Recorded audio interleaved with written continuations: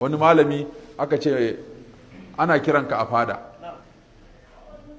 ya ce saboda me aka ce saboda sarki yana son ganin kai, ce to in shi yake son gani na ya zo, ina son ganinsa in je, in baya son gani na ba na son ganinsa, kowa ya tsaya inda yake.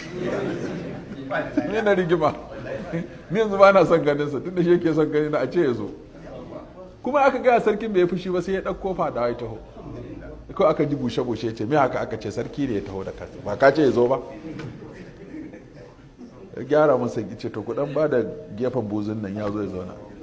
Ce to ranka ya daɗe, sai fa a yi haƙuri, ka san nan makaranta ce ba mu tanadi irin gurin da ya dace da masu mulki ba. Ce a ba komai, ai nan gurin shi ne daidai. Ya zauna, ce to me ka haka, ce tambayoyi ne, ya ce to bismillah. Ya ce lokacin da yake mun tambaya sai nake gano girman Allah. Ya ce to da nake ganin girman Allah, kowace amsa sai na ba da ita daidai. Ya ce amma in kana ganin girmansa to ba za ka ba da wata amsa daidai ba. Ya ce ina halarto girman Allah sai na ga komai ma ba komai ba ne.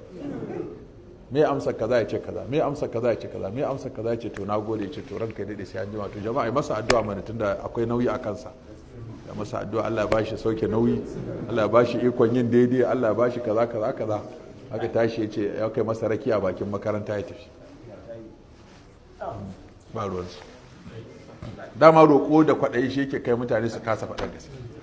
In ka je kuma ka ce bayan gana nan kuma za mu ɗan sake ganawa. Wallahi kaga shekaru na kusan 4 kenan ban je umara ba. Kuma sannan akwai dama a wasu ɗan abubuwa haka da nake so. Da za ka yi mutunci. To girma ya zube. Gobe sun ka zo sai a canza ma fuska. Malam zaune a can. Ina zuwa, dan jira ni ina zuwa.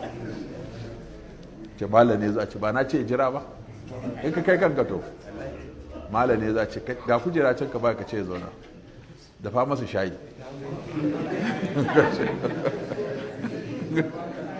Man ka ji a mutunta yana zuwa ce malam ne, a ce a bismillah ba ka ce shigo, bismillah bismillah bismillah malam, a ajiye wannan fayil din a saurare ka, saboda ka zo da mutunci, ka zo da abin da zai amfani al'umma, sai a ajiye fayil a jira ka. In ko aka hango ka ta CC kyamara aka ce malam ce ya jira, wani ya za ce ga malam can ga wani ce ka ce wannan ya shigo, shi malam din ya jira. Daga wani an nuno shi yana gingidi a CC kyamara ya wuni, kai kanka ba a gaice ka ba, ba a ce ka zo ba, amma an ce ka zo to za a ganka da mutunci.